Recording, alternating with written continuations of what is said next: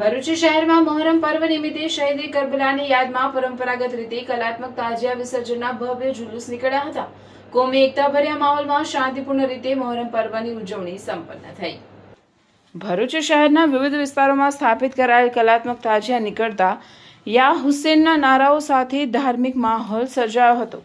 ઇસ્લામ ધર્મના મહાન સ્થાપક હઝરત મોહમ્મદ પૈગંબર સાહેબના દોહિત્રો હઝરત ઇમામ હસન, હઝરત ઇમામ હુસેન તથા કરબલાના શહીદોની યાદમાં દર વર્ષે મોહરમ પર્વની ઉજવણી કરવામાં આવે છે। કરબલાના યુદ્ધમાં સત્ય અને ન્યાય માટે આપેલા તેમના બલિદાનને યાદ કરી મુસ્લિમ સમાજ દ્વારા તાજિયા મજલિસ અને અન્ય કાર્યક્રમનું આયોજન કરવામાં આવે છે। તેના ભાગરૂપે ભરૂચ શહેરના કતોપુર બજાર, દરવાજા, ફાટા તળાવ, ફુરજા રોડ, ચાર રસ્તા સહિતના વિસ્તારોમાંથી 41થી વધુ કલાત્મક તાજિયાના જુલુસ નીકળ્યા હતા।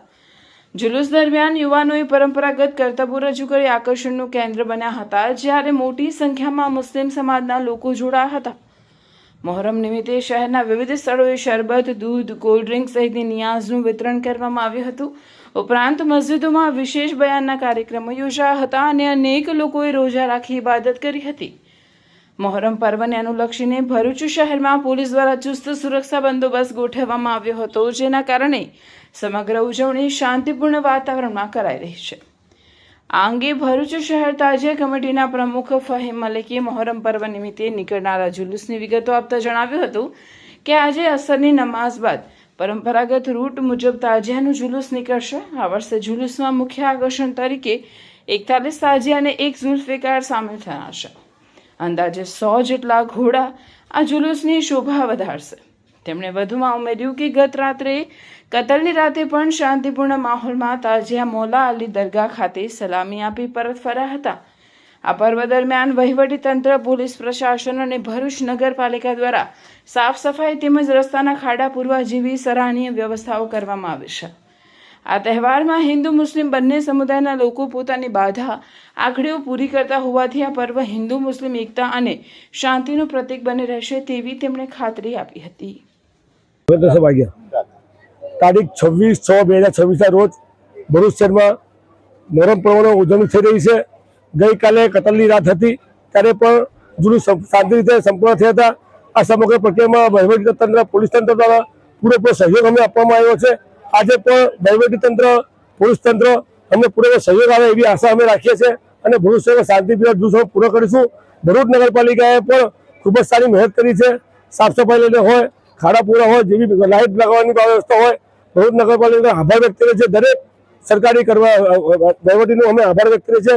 હવે ભરૂચ શહેર તાજિયા કમિટી ઊભા પગે આ 10 દિવસથી મોહરમ પર્વની સાથ સરકારથી બંદોબસ્તમાં હોય કે વ્યવસ્થા કરી રહ્યા છે।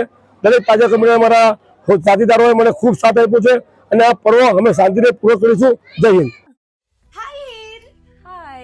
અરે કેમ શું થયું? તારા મોઢા પર કેમ 12 વાગ્યા છે? અરે જવા દે ને, કેટલી મહેનત કરીને મમ્મી માટે ડિનર સેટ લાવી અને મમ્મી કહે કે નકરું પ્લાસ્ટિક લઈને આવી છે, હવે એક્સચેન્જ કરાવીને સ્ટીલનું ડિનર સેટ લાવવા કહે છે। હા તો એમાં શું થયું? સ્ટીલનું લઈ આવો। અરે જવા દે ને, ક્યાંથી સ્ટીલનું લાવું? આજકાલ સ્ટીલના વાસણો ક્યાં સારા મળે છે? કાં તો એ કટાઈ જાય, ફાટી જાય કે છેલ્લે કઈ નહીં તો વળી જાય। હવે સ્ટીલના વાસણો નહીં ફાટે, વળે કે નહીં કટાય। ભરૂચમાં સ્ટીલની કોઈ પણ વસ્તુ ખરીદવી હોય તો ભરોસો માત્ર એક જ સ્થળ, વર્ષોથી વિશ્વાસપાત્ર નર્મદા ઇન્ડસ્ટ્રીઝ। વાવ, આ તો બહુ હેવી અને સારી ક્વોલિટીનું સ્ટીલ લાગે છે, પણ આ બધી વસ્તુઓ પર ડિસ્કાઉન્ટ મળશે ખરું? અરે આ બધી વસ્તુ તને હોલસેલ ભાવમાં મળી જશે। ભરૂચના બધા હોટેલ્સ વાળા, કેટરિંગ વાળા બધા અહીંથી જ વાસણો ખરીદે છે। માત્ર ભરૂચમાં જ નહીં પણ વિદેશમાં પણ નર્મદા ઇન્ડસ્ટ્રીના ટ્રાય-પ્લાય વાસણોની ખૂબ જ માંગ છે, એટલે જ વિદેશમાં રહેતા લોકો વાસણો ખરીદવા માટે નર્મદા ઇન્ડસ્ટ્રીને જ પસંદ કરે છે।